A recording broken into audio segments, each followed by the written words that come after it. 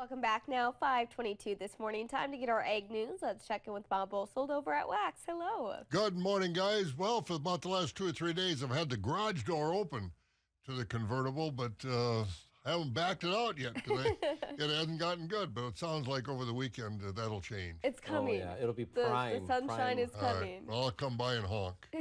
Yay. All right. Can we wave? You bet. Wave back at me, that's for sure. Okay. But in the meantime, let's take a look at what's going on in agriculture, shall we? Farmers are getting close to the end of the spring planting season. This week's crop progress report shows 87% of the nation's corn is now planted, with major growing states like Minnesota, Iowa, Nebraska, and Missouri at least 95% planted. The only major corn growing states behind this spring is Illinois, just 82% of their corn in, excessive moisture there in some places. Farmers also have 76% of the nation's soybeans planted. That's well ahead of last year and the 5-year average. Minnesota, Iowa, and Nebraska all have over 90% of their soybeans planted. Illinois, again, a little behind, 75% planted. Here in Wisconsin, farmers now have 85% of the corn and 80% of the soybeans in.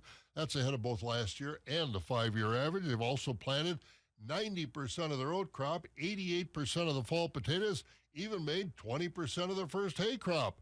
Topsoil moisture in Wisconsin, it's no problem, good shape, rated 90% adequate to surplus, 8% short, and just 2% very short this week. Agriculture Secretary Brooke Rollins, a busy lady. She's stepping up the attack on the New World screwworm in Mexico.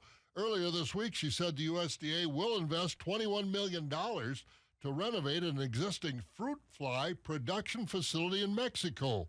Now, when completed, that lab will produce up to 100 million more sterile New World screwworm flies to help slow reproduction and to keep that pest in southern Mexico. She also said that in the meantime, current restrictions on live animal imports from Mexico, and that's mainly cattle, will remain in place, but the USDA officials will evaluate that suspension every 30 days. And Rollins also announced this week that she is going to provide funding increases of about $14.5 million for reimbursements to states for meat and poultry inspection programs. She said she's doing it to make sure states have the resources to continue inspection programs that ensure food safety in this country. But she said such funding is not sustainable, and Congress needs to find funds to continue these programs, either in this budget or in the Farm Bill.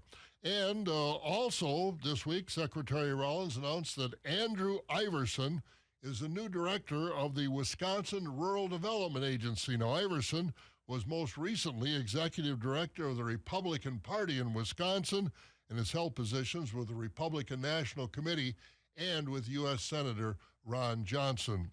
Let's go to the market. The Board of Trade yesterday was down because the crops are in pretty good place around the country, condition-wise, but they're concerned about budgets and tariffs overnight.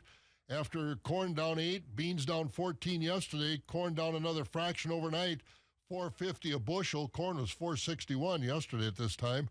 Wheat down a fraction overnight to $5.29. Soybeans, they were up 3 overnight, sitting at $10.52. Barrel cheese traded unchanged yesterday, but the blacks went up 3 cents to $1.95 a pound. Butter was up 0.5 cent. Class 3 futures lost some ground yesterday. May lost a penny, down to $18.60 a hundred. That June price at $19.35 is down 26 cents. And looking at the July Class 3 price at $19.93, fell back below $20. That's down 23 cents. As those prices were down through October. So that's where we are this morning, and I see some of that haze out there. It seems like every spring we get some of that wildfire haze from Minnesota and Canada. And it's coming tomorrow. Yeah, it's going to roll in more. Yeah, I know it. I'm not looking forward to that, that's for sure. But there's other things to look forward to. 80-degree temperature, that's always and nice. seeing Bob in his convertible. There you go. Have a good one, you guys. Yes, we'll see you later, Bob. From Athens, Greece. Hello, Wisconsin!